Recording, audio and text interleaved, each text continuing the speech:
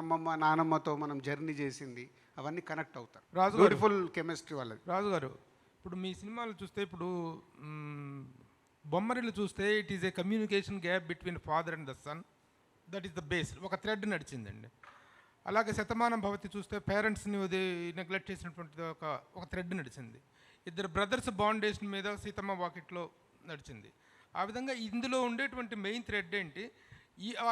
అవన్నీ కూడా ఆయా పర్టికులర్ జోనర్స్లో, ఆ పర్టికులర్ థ్రెడ్స్లో బెంచ్ మార్క్ క్రియేట్ చేసింది.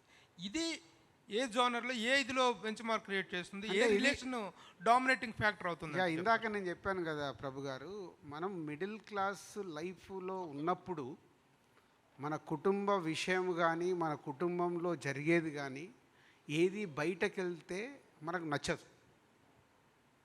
మనందరికీ అమ్మో ఏదైనా గొడవ చేసుకుంటుంటే కూడా పక్కోడికి వినిపిస్తుందేమో, పక్కింట్లో వింటారేమని గొడవని కూడా హార్ష్గా ఉంటుంది, కానీ లోవర్లో చేస్తాం. అదే లోవర్ దాంట్లోకి వెళ్తే రోడ్డు మీద పడి కొట్టుకుంటాడు కదా. సో అట్లా తన ఫ్యామిలీనికి ఎవరన్నా టచ్ చేస్తే, ఇందాక నేను చెప్పాను కదా, ఎక్కడి వరకు అని వెళ్తాడు, ఈజ్ ఎక్స్ట్రీమ్. సో దాంట్లో జరిగే కోఇన్సిడెంట్స్, సిచ్యువేషన్స్ నుంచే ఇది జరిగే డ్రామా. విజయ్ గారు, ఒక డౌట్ విజయ్ ఒక డౌట్. ఇందాక ఆయన డబ్బులు పంపించమని అడిగాను కదా, డబ్బులు టైట్గా ఉంది అని చెప్పి. అవును. అసలు విజయ్ అప్పటికే పెద్ద సినిమాలు చేసి పెద్ద స్టార్ అయ్యాడు. అంత ఫైనాన్షియల్ ప్రాబ్లం ఏమొచ్చింది విజయ్? ఆయన డబ్బులు పంపించమని అడగాల్సినంత కాదు. మీరందరూ that time your A star కదా, బిగ్ స్టార్. I'm star. కాకపోతే ఇప్పుడు నేను జెన్యున్లీ డబ్బులు చూడడం ఈ లాస్ట్ ఆల్మోస్ట్ ఖుషీ నుంచే చూడడం మొదలుపెట్టా. దాని ముందు ఎట్లుంటుందంటే when you're an outsider, డబ్బుల గురించి మర్చిపోవాలి. ఫస్ట్ మన స్థాయి ఒకటి సిమెంట్ చేసుకోవాలి, మన పర్ఫార్మెన్స్, మన సినిమాలు ఇనిషియలీ వర్క్ మాట్లాడాలి. సో బయట నేను చాలా చూస్తుంటా ముచ్చట, వీడికి సినిమాకి ఇంత వచ్చింది. నేను పీనట్స్ తీసుకునేవాడిని మొన్న ఖుషీ వరకు. ఇప్పుడు ఖుషీ నుంచి ఇంక అయిపోయిందిరా, ఇప్పటి నుంచి I'm taking my market price అని స్టార్ట్ చేసిన. Till then I was taking very little. And then and నేను ఒక్క సినిమాయే చేసేవాడిని, 1 మూవీ అట్ ఎ టైం. అప్పటికి కోవిడ్లో సినిమాలు అయిపోవడం వల్ల తర్వాత ఆ టైంలో ఇంకెన్ని రోజులు 2 మంత్స్లో స్టార్ట్ అయిపోతుందని తెలిస్తే మేనేజ్ చేసేవాడిని. అది 2 మంత్స్ అవుతుందా, 6 మంత్స్ అవుతుందా, 1 ఇయర్ అవుతుందా తెలియదు. ఖర్చులు తర్వాత అప్పటికి స్టాఫ్ ఇవన్నీ ఎక్కువ ఉంటాయి. చాలామంది మన టీం హ్యూజ్ ఉంటారు స్టాఫ్.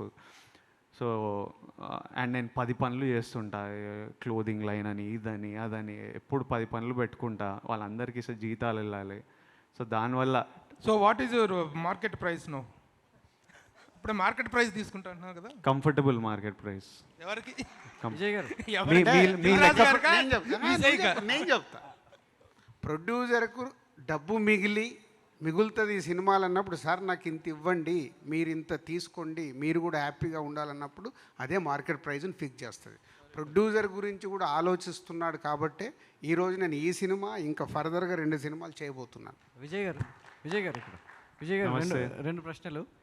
సో విజయ్ గారు అంటే విజయ్కి ఫ్యాన్సే కాకుండా విజయ్ వాయిస్కి కూడా, విజయ్ స్లాంగ్ కూడా ఒక ప్రత్యేకమైనటువంటి ఫ్యాన్ బేస్ ఉంది మన దగ్గర.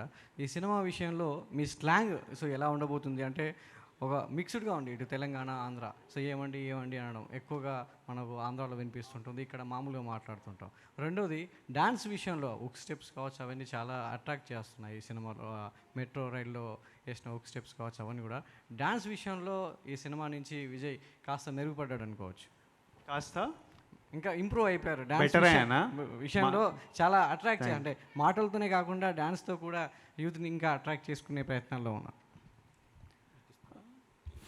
ఫస్ట్ క్వశ్చన్ ఏదో ఉండే స్లాంగ్. నేను బుజ్జితో చేసే సినిమాలో గీతా గోవిందం అయినా, ఇప్పుడు ఫ్యామిలీ స్టార్ అయినా, నా కంప్లీట్ పర్ఫార్మెన్స్ క్రెడిట్ బుజ్జికి ఇచ్చేస్తాను. నేను యాజ్ ఇట్ ఈస్ బుజ్జి మాట్లాడే మాటలు, బుజ్జి పలికే విధానం, బుజ్జి బిహేవియరు, ఎక్స్ప్రెషను. ఎందుకంటే నేను బుజ్జి నరేషన్ ఇచ్చేటప్పుడు నేను అది విపరీతంగా ఎంజాయ్ చేస్తాను, నవ్వుతుంటా. నేను one of the few narrations where I'm laughing constantly. Scene చేసేటప్పుడు చాలా నవ్వుకుంటుంటా. సో అది అందరూ అలా ఫీల్ అవ్వాలంటే ఈయన చేసినట్టు, ఈయన నాకు ఏ విధానంలో చెప్తుండో, ఏ విధానంలో టైమింగ్ ఉందో అదే దింపాలి. సో నా complete credit tomorrow of family star goes to Bujji. Slang అయినా స్లాంగ్ ఇప్పుడు ఆయన యాజ్ ఇట్ ఈస్ డబ్బింగ్ స్టూడియోలో కూర్చొని ప్రతి వర్డ్ ఆయన ఇట్లా చెప్పు అంటే అది చెప్తుంటా నేను. యాజ్ ఇట్ ఈస్ ఆయనను ఫాలో అయిపోవడమే. అండ్ ఐ గివ్ 5th రోజు మీరు ఎంజాయ్ చేస్తారు కదా, నేను జస్ట్ టూల్. బుజ్జి పర్ఫామ్ చేస్తుండు, నా ద్వారా పర్ఫామ్ చేస్తుండు అంతే. And thank you. నిన్న ఒక ఫోటో వచ్చింది మీ దగ్గరికి వెళ్ళేదో ఫ్యామిలీ స్టార్ది వేసి. Thank you very much. అంటే ఎక్కడో ఈ ఇన్స్పిరేషన్, నేను రేపు 4th రోజు మిమ్మల్ని కలిసిన తర్వాత కూడా నేను ప్రేక్షకుల్లోకి వెళ్ళాలని, అంటే ప్రతి కుటుంబంలో ఇది ఉంటారు, దానికి లీడ్ చేసినందుకు thank you very much. Vijay Prabhu garu, Raju గారు నేనా అది నాది నేను చెప్పుకుంటే కరెక్ట్ కాదు కదా. నిజంగా అవుతానంటే నా ఫ్యామిలీ మెంబర్ చెప్తారు. మిమ్మల్ని సెలబ్రేట్ చేయడానికి వస్తున్నారు 4th రోజు. మీ గురించి మొత్తం ఫ్యామిలీతో వస్తారు కానీ మీ గురించి వినాలి.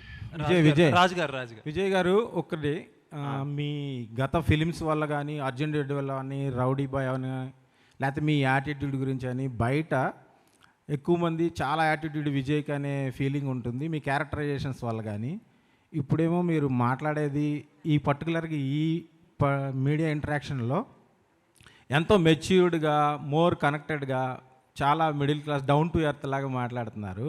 సో ఈ మెచ్యూరిటీ మీకు ఈ సినిమా వల్ల వచ్చిందా? అసలు ఒరిజినల్ ఏంటి? ఏందో ఇది అసలు. ఇది నేను ఎప్పుడు నాలానే ఉంటా. ఏమో నాకు అది ఈ అనాలిసిస్. ఇప్పుడు ఈ పిక్చర్ తీసి, ఇప్పుడు మూర్తి గారు ఈ పిక్చర్ వెళ్ళిపోయినారు. మూర్తి గారు ఈ పిక్చర్ తీసి వీడు కాలు మీద కాలు వేసుకున్న యాటిట్యూడ్ అంటే అందరు యాటిట్యూడ్ అనుకుంటారు. ఇంకో పిక్చర్ తీసి వీడు మాతో ఎంత మంచి. ఇప్పుడు ఆ రోజు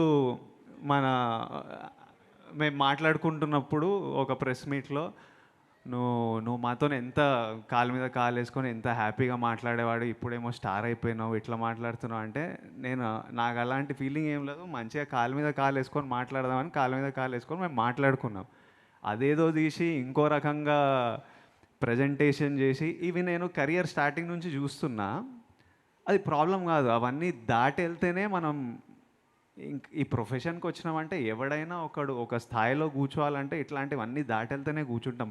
ఫ్రీగా ఎవడు రెడ్ కార్పెట్ వేసి తీసుకెళ్ళాడు. అండ్ ఇప్పుడు నన్ను కూడా బిగినింగ్ డేస్లో చాలా యాటిట్యూడ్ ఉంది అనుకునేవారు.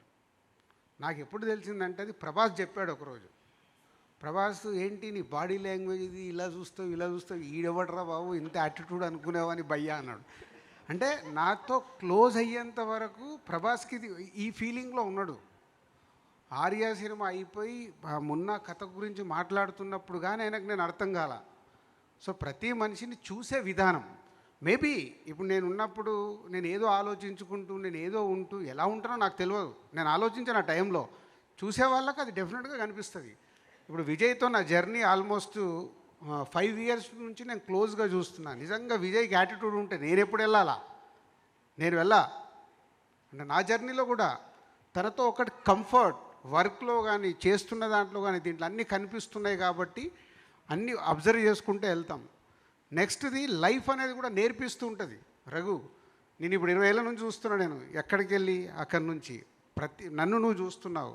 ప్రతి ఒక్కటి ఏంటి లైఫ్ నేర్పిస్తూ ఉంటుంది. మనం అన్నీ నేర్చుకుంటే వెళ్ళాలి. అండ్ ఇక్కడ మేము వచ్చి నిలబడుతున్నామంటే మాకే 100కు 100 పాజిటివ్ ఎప్పటికీ రాదు. నాకే ఉండదు. ఇంత మంచి సినిమాలు తీస్తే ఇటు ఇలా చేస్తారా, దిల్రాజు మామ ఇదిరా కామెంట్లు వస్తూనే ఉంటాయి. అవన్నీ పట్టించుకుంటే నేను ఎక్కడ ముందుకెళ్తా? నేను కరెక్ట్గా ఉన్నానా లేదా, నేను కరెక్ట్గా వెళ్తున్నానా లేదా, ఈ రెండే నాకు ఇంపార్టెంట్. అలాగే నీ పర్సన్ మనం ఆనెస్ట్గా నిజాయితీగా ముందుకెళ్తున్నప్పుడు దేని గురించి ఆలోచించవద్దు. మళ్ళీ మా సినిమాలే మాట్లాడాలి. ఎప్పుడు మాట్లాడతాయి? మా సినిమా రైట్ సినిమా మీకు ప్రేక్షకులకు అందించినప్పుడే మాట్లాడతాయి. మేము ఫెయిల్యూర్ తీసినప్పుడు మాకు పడుతూనే ఉంటాయి. పోనీ 100కి 100 ఏ స్టార్ హీరో దగ్గర నుంచి మనం చూసుకుంటూ వద్దాం హిస్టరీ, ఎవరు 100% సక్సెస్లు ఇక్కడ ఇవ్వలేరు.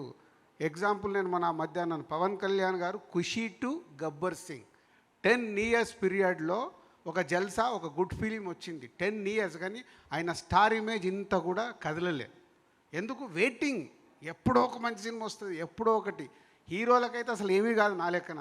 వాళ్ళు ఒకరోజు కొడతారు, మళ్ళీ వెళ్తారు, కొడతారు, వెళ్తారు, పడతారు, లేస్తారు. వాళ్ళకు సమస్య కాదు, మాకు danger.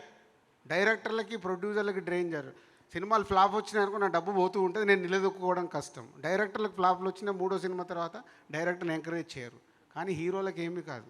So is good heart. కాబట్టి నేను నెక్స్ట్ కంటిన్యూ అవుతున్నాను. ఒక జర్నీ చేస్తే కానీ అర్థం కాదు. విజయ్